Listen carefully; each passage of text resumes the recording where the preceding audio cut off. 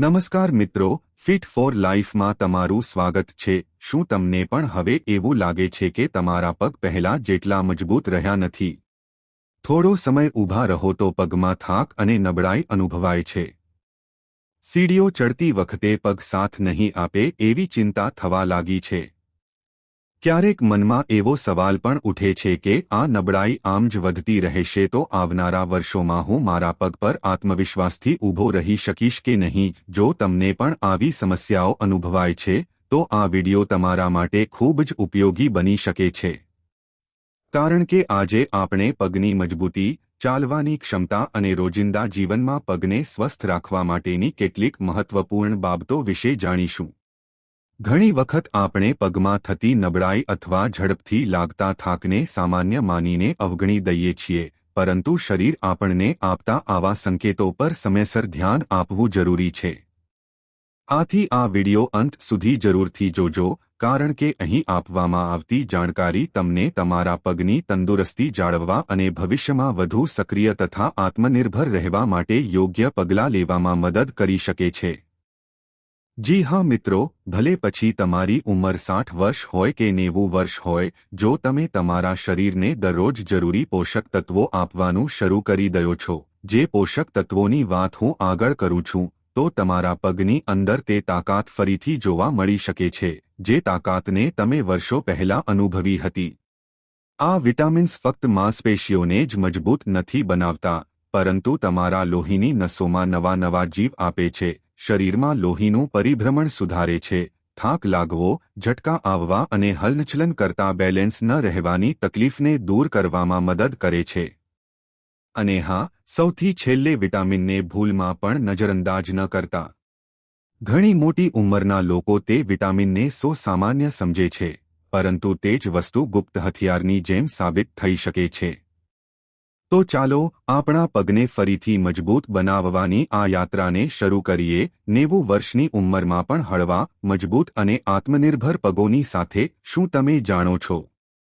ભારતમાં 70 વર્ષથી મોટી ઉંમરના વ્યક્તિઓમાં દર ત્રીજા વ્યક્તિ વિટામિન ડીથી અને વિટામિનથી કમીથી પીડિત હોય છે, જેની સીધી જ અસર પગની તાકાત, નસોની સ્થિરતા અને હલનચલન કરવાની આઝાદી ઉપર પડે છે।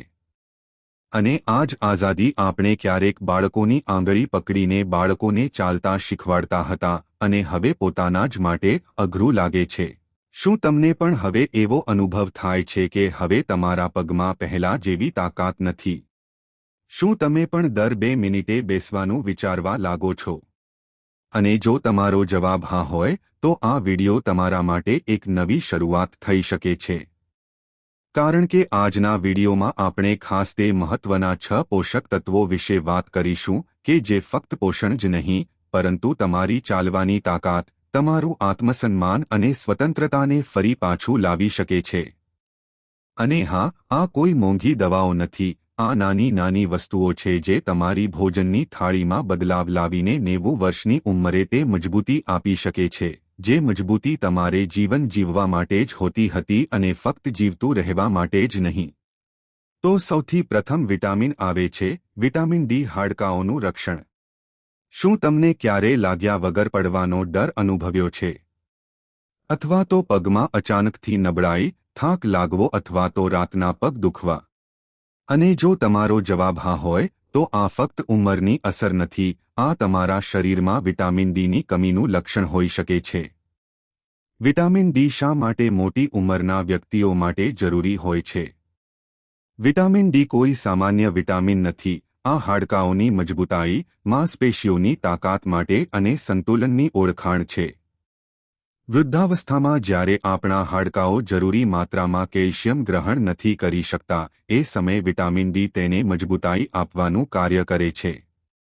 આના વગર પડવાનો ખતરો વધી જાય છે, પગની માંસપેશીઓ નબળી પડી જાય છે અને હાડકાઓ અંદર ખોખલા થવા લાગે છે।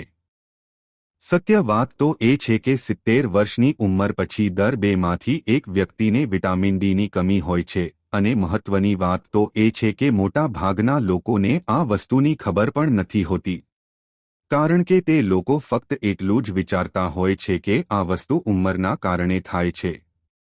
પરંતુ જ્યારે તમારા પગ દરેક પગથિયા ઉપર જવાબ આપવા લાગે, તો આ ફક્ત ઉંમર જ નહીં પરંતુ વિટામિન ડીની કમી પણ હોઈ શકે છે. તો હવે વાત કે આ વસ્તુઓનો ઉપાય શું છે. તો સૌથી સરળ અને સૌથી કુદરતી છે સવારનો કૂણો તડકો. સવારના સમયમાં 15 થી 20 મિનિટ તડકામાં બેસવું અથવા તો બગીચામાં હલનચલન કરવું તમારા શરીરને પોતાની રીતે જ વિટામિન ડી બનાવવામાં મદદ કરે છે. પરંતુ આની સાથે એક તકલીફ પણ છે. ઉંમર વધવાની સાથે આપણી ત્વચાને ગ્રહણ કરવાની ક્ષમતા પણ ઘટી જાય છે.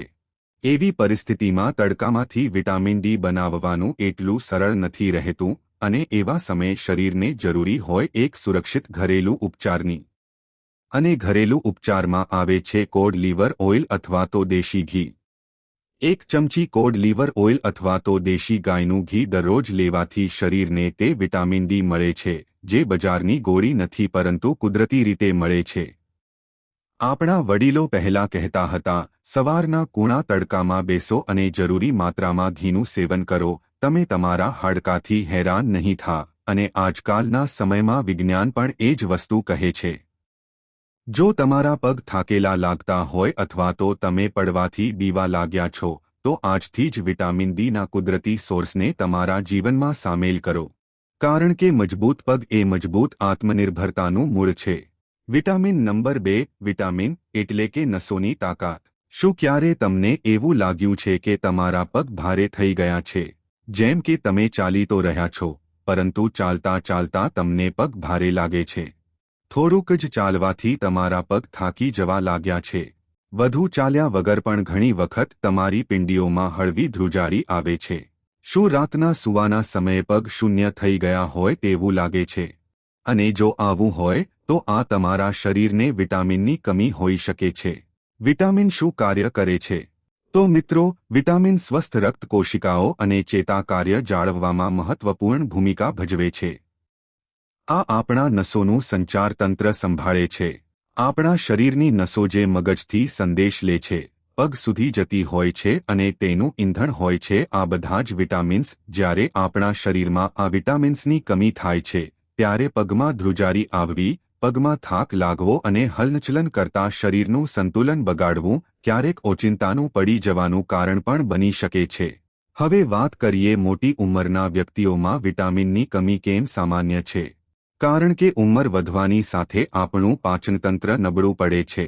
ખાસ કરીને 70 વર્ષની ઉંમર પછી આપણું શરીર ખોરાકમાંથી પણ પોષણ તત્વો ધીમી માત્રામાં ગ્રહણ કરે છે, જેનો અર્થ થાય છે કે ભલે તમે ખોરાક સારો ખાતા હોય તેમ છતાં શરીરમાં કમી બનેલી રહેતી હોય છે. ઘરેલું ઉપચારની વાત કરીએ તો ન્યુટ્રિશનલ યીસ્ટ અને દહીં. દરરોજ 1 ચમચી ન્યુટ્રિશનલ યીસ્ટ ભોજન સાથે મિક્સ કરીને ખાવો.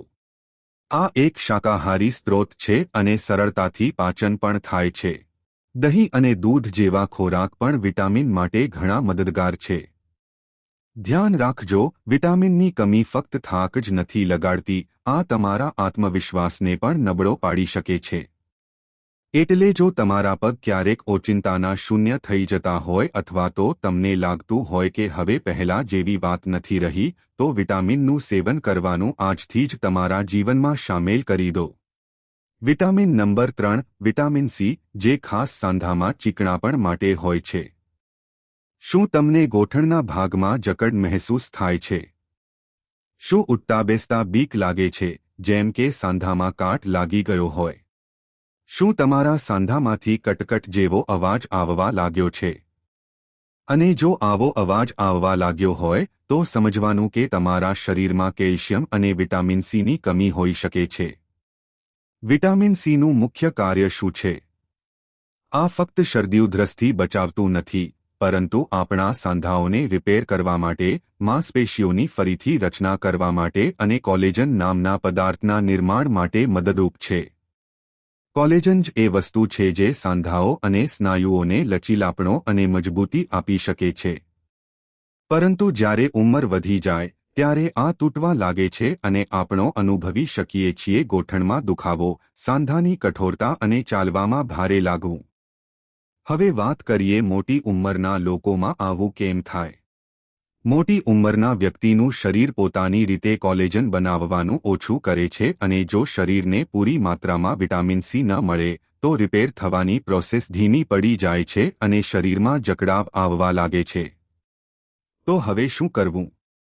સાવ સામાન્ય ઉપાય જેમ કે આમળા, લીંબુ, સંતરા જેવા ખાટા ફળોનું સેવન કરો. પરંતુ વધુ અસરકારક ઉપાય જોઈએ તો દરરોજ 1 ચમચી એસિરોલા ચેરી પાવડર પાણીમાં મિક્સ કરીને પીવો. આની અંદર વિટામિન સીની માત્રા ખૂબ જ વધુ હોય છે, જે કોલેજનની જરૂરિયાતને પૂરી કરે છે. એક સાચા અનુભવની વાત કરીએ. રમીલાબા, ઉંમર 80 વર્ષ, ગોઠણમાં એટલી તકલીફ હતી કે લાંબા સમય સુધી એક જ પરિસ્થિતિમાં બેઠા રહેતા હતા. જ્યારે તેમને દરરોજ લીંબુ પાણી અને એસિરોલા પાવડર પીવાનું ચાલુ કર્યું તો 1 મહિના પછી જ તેણે કહ્યું, હવે હું મારા ગોઠણ પકડ્યા વગર જ ઊભી થઈ શકું છું, જેમ ગોઠણમાં ફરીથી લચીલાપણું આવી ગયું હોય. યાદ રાખજો મિત્રો, વિટામિન સી કોઈ ચમત્કાર નથી, પરંતુ આ તમારા શરીરને કુદરતી રીતે રિપેર કરવા માટેની તાકાત છે. તમારું શરીર હજી પણ તમારી સાથે છે, પરંતુ તમારે તેને તે વસ્તુ આપવાની છે જે શરીર ચૂપચાપ માંગે છે. Vitamin number 4. વિટામિન હાડકાંઓની સ્થિરતા માટે. શું તમે ક્યારે વિચાર્યું છે કે તમે કેલ્શિયમની ગોળીઓ લ્યો છો, દૂધ પણ પીતા હોય તો પણ તમારા પગ પહેલા જેવા મજબૂત કેમ નથી થઈ શકતા? કારણ કે તે શક્તિને હાડકાં સુધી પહોંચવા દેતા નથી. કારણ કે તમારા શરીરમાં વિટામિનની કમી છે. વિટામિન શું કરે છે? કેલ્શિયમને સાચી જગ્યાએ પહોંચાડે છે, એટલે કે હાડકામાં જ્યાં જરૂર છે ત્યાં મોકલે છે અને ખોટી જગ્યાએ જેમ કે ધમનીઓમાં કે સાંધામાં જતા અટકાવે છે. જો આપણા શરીરમાં વિટામિનની કમી થઈ જાય તો કેલ્શિયમ ખોટી જગ્યાએ ભેગું થવા લાગે છે. પછી ભલે તમે કેટલું પણ દૂધ પી લો, તે તમારા હાડકાં મજબૂત નથી બનાવતું, પરંતુ ગોઠણ જામ થવા લાગે છે, પીઠમાં અકડતા આવી જાય અને પગ ભારે લાગવા લાગે છે. હવે મોટી ઉંમરના લોકો માટે આમાં ખતરો શું છે? તો સૌથી પહેલાં તો હાડકાં તૂટી જવાની બીક, ચાલવામાં બેલેન્સ બગડી જવું, સાંધાના ભાગમાં કેલ્શિયમનું જમા થવું. આના પરિણામે જકડન અને દુખાવો થાય છે. એટલા માટે વિટામિન વગર કેલ્શિયમ વરદાન નથી, પરંતુ બોજ બની જાય છે. ઘરેલું ઉપચારની વાત કરીએ તો દેશી ઘી અને ગ્રાસફીડ બટર. દરરોજ 1 ચમચી દેશી ગાયનું ઘી અથવા તો ગ્રાસફીડ બટર ભોજનમાં સામેલ કરો. આના પરિણામે શરીરને કુદરતી રીતે વિટામિન મળે છે અને કેલ્શિયમને સાચી જગ્યાએ પહોંચાડવામાં મદદ કરે છે. શાકાહારીઓ માટે નાટ્ટો એટલે કે આથો આપેલું સોયાબીન, સાવરક્રાઉટ જેવી કેટલીક આથાવાળી શાકભાજી અને કેટલીક લીલા પાંદડાવાળા શાકભાજી વિટામિનના સારા સ્ત્રોત હોઈ શકે છે. જ્યારે વિટામિન મુખ્યત્વે પ્રાણી ઉત્પાદનો અથવા તો આથાવાળા ખોરાકમાંથી જોવા મળે છે, ત્યારે આ વનસ્પતિ આધારિત વિકલ્પો તેને શાકાહારી આહારમાં સામેલ કરવાનો માર્ગ પ્રદાન કરે છે. પરંતુ ભારતમાં સૌથી શ્રેષ્ઠ ઉપાય દેશી ગાયનું ઘી. હંમેશા યાદ રાખો, ફક્ત કેલ્શિયમ જ નહીં, કેલ્શિયમને સાચી જગ્યાએ પહોંચાડવાનો સાથી પણ જોઈએ અને તે છે વિટામિન. જો તમે ઈચ્છો છો કે તમારા હાડકાં મજબૂત અને સ્થિર બને, તો આજથી જ તમારા ભોજનમાં થોડીક માત્રામાં દેશી ઘી જરૂર ઉમેરો. હવે 5મું પોષક તત્વ મેગ્નેશિયમ, જેને આપણે માંસપેશીઓની ઊર્જા તરીકે ઓળખીએ છીએ. શું તમારા પગ થોડાક ચાલ્યા પછી થાકી જાય છે? અથવા રાત્રે સૂતા સમયે પિંડીઓમાં ઓચિંતાનો દુખાવો જ શરૂ થઈ જાય છે? સૂતા સમયે પગમાં બેચેની, શરીર તો આરામ ઈચ્છે છે પરંતુ પગ આરામ નથી કરવા દેતા. તો કદાચ તમારા શરીરને મેગ્નેશિયમની જરૂર છે. મેગ્નેશિયમનું કામ શું છે? આને રિલેક્સેશન મિનરલ કહે છે. આ આપણી માંસપેશીઓને સંકોચાવવા અને ઢીલી પડવામાં મદદ કરે છે. આના વગર માંસપેશીઓ જકડાવા લાગે છે, થાક લાગે છે, દુખાવો થાય છે અને ખેંચાણ આવવાનો અનુભવ થાય છે. લોહીનું પરિભ્રમણ પણ ધીમું પડી શકે છે, ઓક્સિજન પગ સુધી પહોંચી ન શકે એવી હાલત પણ બને છે. મેગ્નેશિયમની કમીના લક્ષણો શું છે?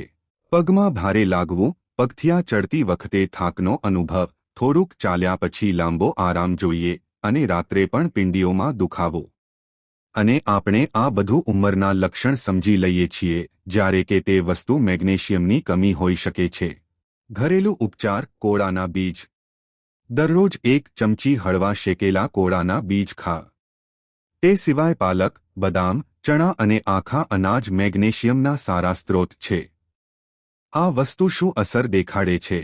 માંસપેશીઓને આરામ આપે છે, થાક દૂર કરે છે, શરીરમાં રહેલી બેચેની ધીમે ધીમે દૂર થાય છે.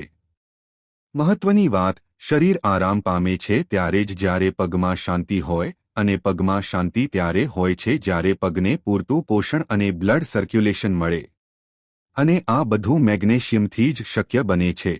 જો તમારો અનુભવ પણ આવો જ હોય કે થોડું ચાલો અને પગ થાકી જાય અથવા રાત્રે પગ આરામ કરવા દેતો ન હોય, તો મેગ્નેશિયમને આજથી જ તમારા ભોજનમાં આ જગ્યા આપો. હવે છેલ્લું વિટામિન છે, વિટામિન ઈ. શું તમને ક્યારે એવું લાગ્યું છે કે થોડીક વાર ચાલ્યા પછી પગ ભરાઈ જાય છે? પગમાં દુખાવો થાય છે? પગમાં ખાલી ચડવાનો અનુભવ થવા લાગે છે? ઠંડીના સમયમાં પગ વધુ ઠંડા થઈ જાય છે? લાંબો સમય બેસી રહેતા પગમાં સોય ખૂંચતી હોય અથવા તો કીડીઓ ચટકા ભરતી હોય એવું લાગે? તો આ લક્ષણો વિટામિન ઈની કમીના હોઈ શકે છે. વિટામિન ઈ શું કરે છે? આ એક પ્રાકૃતિક રીતે રક્તવાહિનીઓને ફેલાવનાર પોષક તત્વ છે. લોહીને ઘાટું થવાથી બચાવે છે, શરીરના દરેક ભાગ સુધી ઓક્સિજન અને પોષણ પહોંચાડે એ સુનિશ્ચિત કરે છે. ખાસ કરીને પગ સુધી લોહીનું પરિભ્રમણ વધારવા માટે મદદરૂપ હોય છે. જો વિટામિન ઈની કમી હોય તો પગમાં થાક લાગવો, સોજો આવવો, માંસપેશીઓ ધીમે ધીમે અકળાવા લાગવી જેવી અસરો થાય છે. મોટી ઉંમરના લોકોમાં અસર વધુ જોવા મળે છે. લોકોનું લોહીનું પરિભ્રમણ સરખી રીતે ન થવાથી પગ ભારે લાગવા લાગે છે અને પગ જકડાવા લાગે છે.